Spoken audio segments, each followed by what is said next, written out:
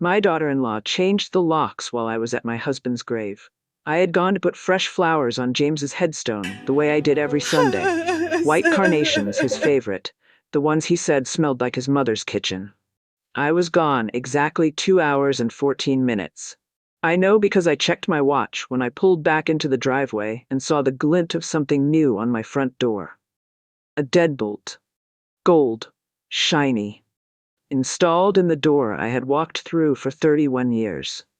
I stood on that porch in my church coat, holding carnations that were already beginning to wilt in the afternoon heat, and I tried my key 3 times. Each time it went in and stopped, firm, final, indifferent. The way a door stops you when it has been told not to know you anymore. Through the glass panel I could see her. My daughter-in-law Renee, sitting on my sofa with her legs crossed, scrolling through her phone like she was waiting at a salon. Not nervous. Not guilty. Not even pretending. My son appeared behind her. When our eyes met through the glass, through the door of the house where I had rocked him through fever, where I had taught him to tie his shoes on those very porch steps where his father had died in the bedroom at the end of the hall, Marcus looked away first. He looked away first. That told me everything I needed to know. She did not do this alone. He had agreed to it, maybe even planned it, maybe even suggested it while I was kneeling at his father's grave. I knocked. She took her time. When she finally opened the door, she leaned against the frame with her hip, the way people lean when they want you to understand they are in charge now. She looked at the carnations in my hand, then at my face, and said, "We thought you would be gone longer." Not sorry. Not surprised. Just disappointed that I had come home too soon. I set the carnations on the kitchen counter. My hands were steady. Something else inside me was not. Marcus stood near the hallway with his arms folded and his eyes on the floor. The same posture he had as a 12-year-old boy when I caught him lying about where he had been. Some things don't change. Some things only grow new costumes. I asked him, calmly, why the locks had been changed on my own home. He cleared his throat, looked at Renee, looked at the wall, finally said, "Renee thinks it would be best if we managed who comes and goes, for security." Security. In the house where I had nursed him through pneumonia at age 4. In the house where his father had spent 3 weekends waterproofing the basement with his own hands so his family would never have a flood. In the house where the walls had absorbed 30 years of our prayers, our arguments, our dinners, our grief. Security. Renee smiled then, the kind of smile that is really just teeth rearranged into a shape that resembles warmth. "You will get a copy of the new key eventually," she said, "once we figure out the arrangement." I asked what arrangement. She looked at Marcus. That look.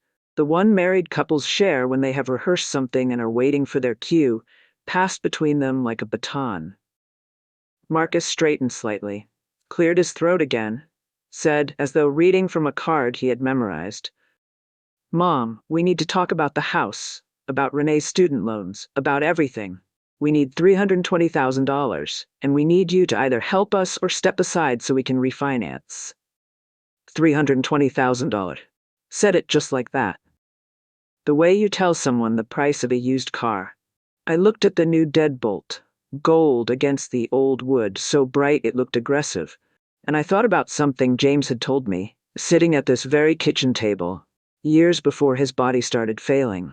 "Lorraine," he had said, folding his newspaper the way he always did, corners perfectly aligned, "people don't show you who they are when things are good. They show you when they want something you have." I had laughed and told him he sounded like a detective novel. He had not laughed back. He had just looked at me with those steady, quiet eyes and said, "Promise me you will remember that." I promised without understanding. Standing in my own kitchen, locked out of my own front door, holding a husband's dead flowers, I understood. I did not always see my son this way. For most of his life, Marcus was the kind of child that made strangers stop and smile. Gentle in a way that felt almost rare. The boy who caught moths with his bare hands just to release them outside, who cried at the end of every school year because he would miss his classmates over summer, who brought me wildflowers he'd picked from the empty lot on Garland Street and presented them with the gravity of someone offering a crown. His father, James, used to say Marcus had enough heart for 3 people, but not always enough spine for one. I scolded James for saying it. I thought it was unkind. I do not think that anymore. James was a quiet man who loved loudly through action. 27 years working for the city of Richmond, coming home every evening smelling of engine grease and kept promises. He was not the kind of husband who brought flowers unprompted or remembered anniversaries with dinner reservations. He was the kind who paid the mortgage 3 years early and set up accounts I did not know existed until after he was gone. The kind who stayed up late sealing the windows before a hurricane because he could not sleep, knowing there was something left unprotected.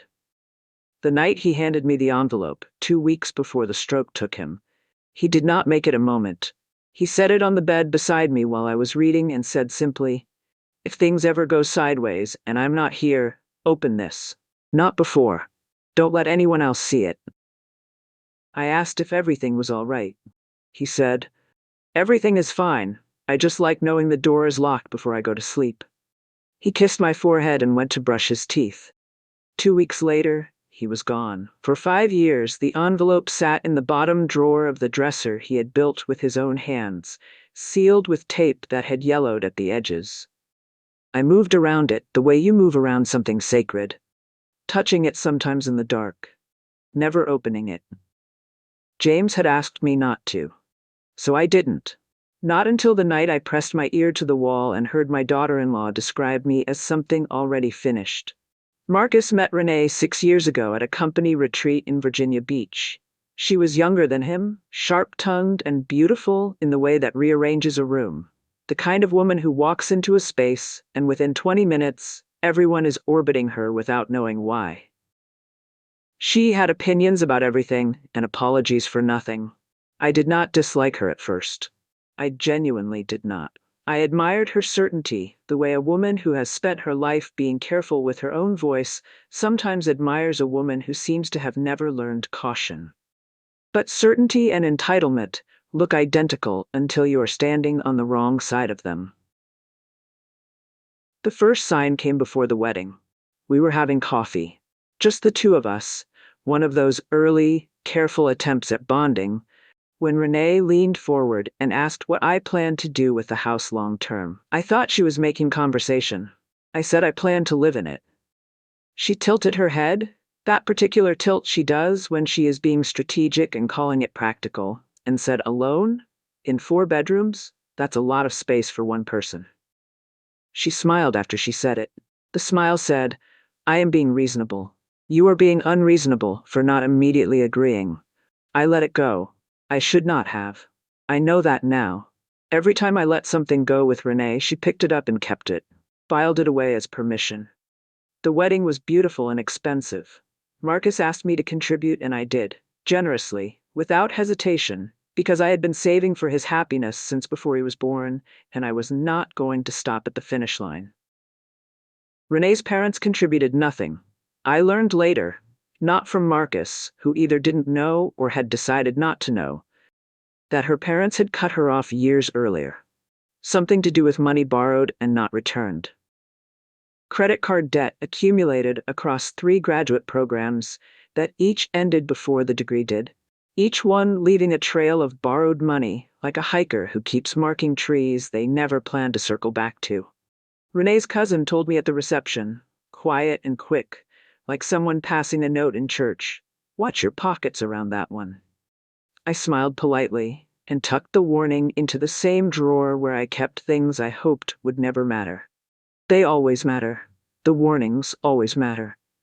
We tuck them away because hearing them means the fairy tale has already started turning, and we are not ready for that. We never are. After the wedding, Marcus asked if they could stay with me temporarily. "Just a few months, Mom. Just until we save enough for a deposit." I said yes, because what else do you say? No feels like closing a door on your own child's face. No feels like choosing a house over a son. So you say yes, and you tell yourself it is temporary. That was 2.5 years before the lock change. The few months became a year. The year became an assumption. Renee settled into my home the way water finds the cracks in a foundation, quietly, consistently, until the structure around it shifts without anyone declaring the moment it started. She rearranged my kitchen first. Just the cabinets, she said. Just easier to find things this way. I came downstairs one morning and could not find my own coffee cups. I found them eventually, behind the spice rack, behind things that had not been there the week before. She replaced my curtains, said the old ones were letting in too much afternoon heat. I had chosen those curtains with James the year after we moved in. Cream with small blue flowers, not remarkable to anyone but me. She ordered new furniture on a credit card I later discovered was linked to Marcus's name. Not hers. His. Said the old pieces were dated. Said it with a gentle voice. The way you deliver news to someone you have already decided cannot handle the truth directly. I said nothing about the curtains. I said nothing about the furniture. I was raised to absorb inconvenience the way good wood absorbs weather. Quietly, so no one has to see the warping. But when Renee moved James's recliner to the garage without asking me, I spoke. That chair still smelled like him. Faintly, the way things hold on to people after they are gone. Not his cologne exactly, just the particular warmth of a man who had sat in the same spot for 20 years, the leather shaped to the memory of his shoulders. I had not told anyone what that chair meant to me. I had not needed to, or so I thought. I told Renee, as calmly as I have ever said anything in my life, that the chair needed to come back inside. She sighed. Not rudely. Just with the wariness of someone being asked to accommodate something they find irrational. It's just a chair, Lorraine. You can't live in the past forever. I turned to Marcus. I waited. He was standing in the doorway, looking at the floor. Then he looked up, glanced at the empty corner where the chair had been, and said quietly, "She has a point, Mom. The room does look better." That was the first time I felt something cold settle between us. Not anger, something worse. The beginning of grief for a person still living. The months that followed moved like weather you cannot name until it has already passed through you. Some days were genuinely fine. Renee would cook Sunday dinner and laugh with me about a television program we both watched, and for a moment it felt possible. The possibility that I had misread things, that the warmth was real, that we were figuring out how to share a life. Marcus would fix something around the house and catch my eye afterward with a look that still belonged to the boy I had raised. Those moments were real. I do not want to pretend they weren't. But they came less frequently as the months passed, replaced by a tension that lived in the walls the way mold lives, invisible until suddenly visible everywhere. Renee began talking about money constantly. Never directly about mine. Just about money in general. The way a hunter talks about the weather, circling what they actually mean, how unfair the economy was, how people who owned homes outright could not possibly understand the weight of debt, how the generation before theirs had gotten lucky with property values they did not earn. Each statement was aimed at me without naming me, the way a stone thrown at a window is thrown without looking directly at the glass. Then she began referring to the house as ours. Not your house, Mom. Not even this house, just our house, our neighborhood, our property taxes, our backyard. The first time, I corrected her gently. The second time, I let it pass. The third time, Marcus backed her up. "Mom, we all live here. It's ours in spirit." In spirit. As if spirit paid the insurance. As if spirit held the deed. As if spirit had sat across from a banker at age 26, James's hand on mine under the table, and signed our names to 30 years of payments. James would have caught that word and held it up to the light like a counterfeit bill. I just nodded and finished my coffee, and I started paying attention in a different way. The lock change was not the first act of aggression. It was simply the first one I could not explain away. When I confronted Marcus that evening, he sat at the kitchen table rubbing his temples the way he does when he wants someone to feel sorry for him for being caught between two things. "Mom, Renee just needs to feel secure. She has anxiety." I asked him to look at me. He did. Briefly. I asked if he truly believed this was about security. He did not answer. He said, "Can we not make this a thing? I am so tired." Everyone in that house was tired except the person doing all the enduring. Renee appeared in the doorway then, holding a glass of wine with the practiced casualness of someone who has been waiting for their entrance. She sat down across from me and set the glass on the table. On the table, James had sanded and refinished the summer before his diagnosis, and she spoke in that measured, reasonable voice she uses when she wants compliance dressed up as logic. "Lorraine, let's talk about the financial reality of this household. You live here without contributing to any mortgage, because there is none. Meanwhile, I am carrying $320,000 in student debt, and your son cannot build equity because we are in a house that isn't in his name. So either you help us refinance and address the debt, or we need to discuss other living arrangements for you." Other living arrangements. She meant a facility. She meant somewhere for old women who have become inconvenient. She said it the way you suggest a solution to a logistical problem, not the way you speak to the woman who held your husband when he learned to ride a bicycle. I looked at Marcus. He was looking at the table. I said his name. He flinched. I asked, "Is this what you want, Marcus?" He whispered, "I just want peace, Mom." Peace. That word again. Turned inside out. Every time he chose peace, he chose her version of it. The version that required my slow, quiet disappearance. That night, I lay in my bed and listened to them through the wall. James had painted that wall the year before he died. Pale blue, because he said it reminded him of early mornings, of the sky at 5 a.m. when the day has not yet decided what it will be. I had always loved that color. I loved it more after he was gone. It was the last color he chose for us. Renee's voice came through it clearly. She was not whispering. She had no reason to. She believed I was already the kind of woman who does not need to be guarded against. She was listing next steps, timelines, phrases to use. She had clearly done this before, or studied how to do this, or both. I heard her say, "She'll fold. She always does. Old women don't fight. They cry and give in." My son said nothing. His silence was louder than her plan.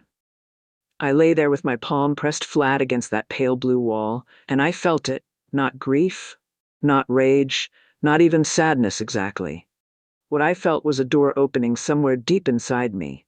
The door that had been closed since the night James died, the one I kept shut because everything I needed was behind it, and I was not ready to need it yet. I got up. I opened the bottom drawer of the dresser James had built. Tulip wood, he had told me. The best wood for things that are meant to last. I took out the envelope. The tape had yellowed. The paper had softened with age, the way important things do when they have been patient for a long time. I carried it to the window where the moonlight came in, sat down in the chair by the curtain, and I finally opened what my husband had left me. Inside were 3 documents. The first, a living trust, drafted and notarized 4 months before James's stroke. The house had been placed in the trust with me as sole beneficiary and trustee for the duration of my lifetime. No one could take it, transfer it, or refinance against it without my full, uncoerced, legally verified consent. The second, a letter from the attorney, Harold Dunn, who had known James for 20 years. It explained a specific protection clause James had insisted on including. If any party residing in the home attempted to coerce, threaten, manipulate, or pressure me into surrendering or transferring the property, the trust would automatically redirect the asset to a designated nonprofit that served elderly women experiencing financial abuse. No hearing, no appeal, just a transfer, triggered by documented evidence of coercion. The third, a handwritten note. James's handwriting. Still his handwriting, even now, even from wherever he had gone. "Lorraine, if you are reading this, then I was right, and I am sorry for it. I would rather have been wrong. Do not argue with them. Do not warn them. Let them finish what they've started, and the trust will finish the rest. You were always the strongest person in any room you entered. You just never believed it because you were too busy making sure everyone else was comfortable. I loved you first, last, and in between." James? I read it 3 times. Then I folded it, pressed it against my chest over my heart, and I breathed for what felt like the first time in months. I did not leave that night. I left Monday morning at 6, before either of them stirred. I packed the small blue suitcase, the one James had bought for our anniversary trip to Savannah, the trip where he got sunburned on the first day and spent the rest of the weekend in the shade, reading a paperback and pretending he had planned it that way. I packed the envelope, James's reading glasses, the carnations I had never managed to put in water, now dried and curling at the edges, but still holding their shape. I left my key on the kitchen counter next to a note that said only, "I have gone somewhere quiet. Do not look for me." The motel in Mechanicsville was 15 minutes away and another world entirely. The room smelled of clean linen and no one's expectations. I set James's glasses on the nightstand. I sat on the edge of the bed and waited for the grief to arrive. What came instead was relief. Enormous, unbearable. The kind that tells you by its very size how long you had been suffocating without admitting it. I breathed in, I breathed out. I said to the empty room, to his glasses, to whatever remained of him in the space between things, "I opened it, James." And I could have sworn the air in the room shifted. Just slightly. The way it does before the first light of morning breaks. Harold Dunn's office smelled of old wood and settled dust, the smell of a place where serious things had been handled quietly for a long time. When I walked in Tuesday afternoon carrying the envelope, he did not look surprised. He stood, shook my hand with both of his, and said, "James told me you would come eventually. I am glad you did not wait longer." I showed him everything. The text messages from Marcus pressuring me to sign. The photograph I had taken of the quitclaim deed Renee had already filled out with my name. The voicemail my son had left 2 nights earlier, his voice low and careful and devastating. "Mom, if you won't cooperate, Renee knows a lawyer who handles conservatorship petitions. We don't want to go that route, but we will if we have to." Conservatorship. My own son, threatening to have me declared mentally unfit. Harold reviewed each document without speaking.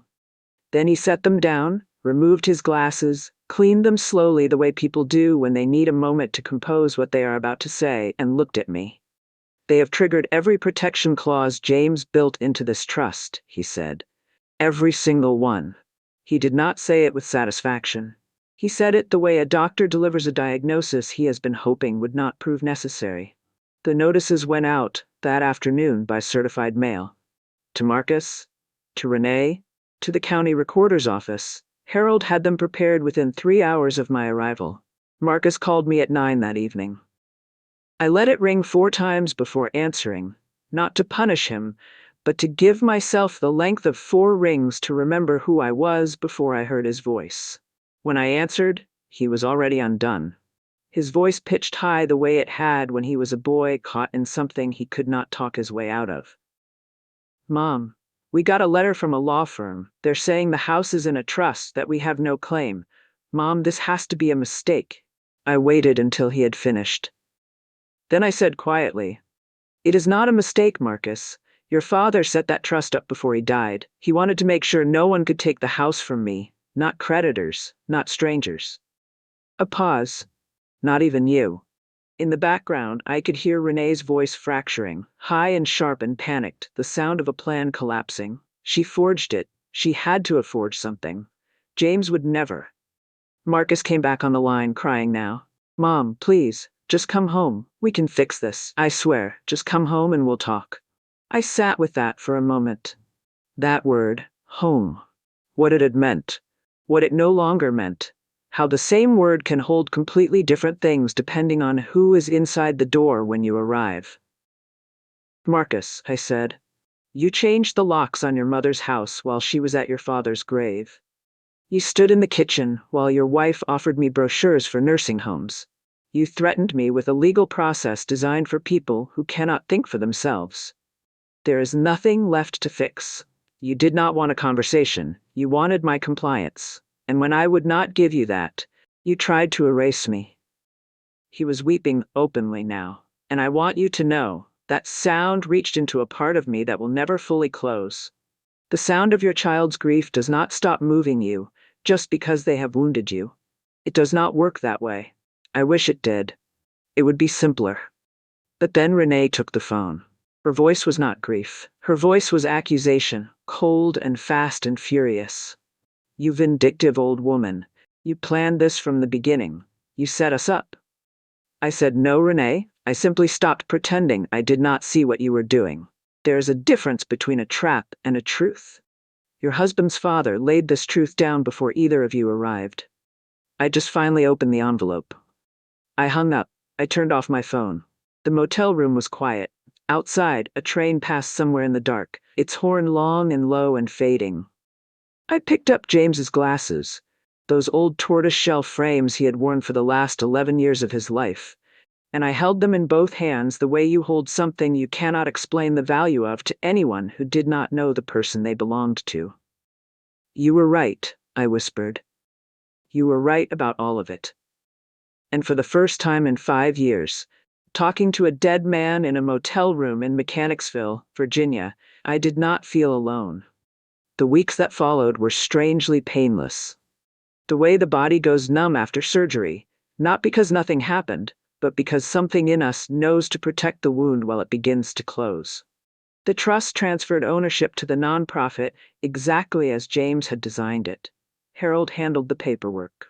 The foundation's representative, a calm, unhurried woman named Sandra who wore sensible shoes and spoke like someone who had sat with many women in many rooms like this, visited the house and informed Marcus and Renee that they had 60 days to vacate the premises. I was not there for that conversation, but a neighbor called me afterward and told me she had heard Renee screaming from across the street. The kind of screaming that comes when something you believed was already yours is proven to have never been. Marcus packed his things in silence. He called me once more during that period. He did not yell. There was no more strategy in his voice, no more script. Just the stripped sound of a man who had chosen wrong and was standing in the wreckage of it. I lost everything, Mom, he said. I said, you lost it the day you chose her comfort over my dignity. He hung up. I do not know where they went. Part of me hopes they found somewhere soft enough to begin again, genuinely, without someone else to take from.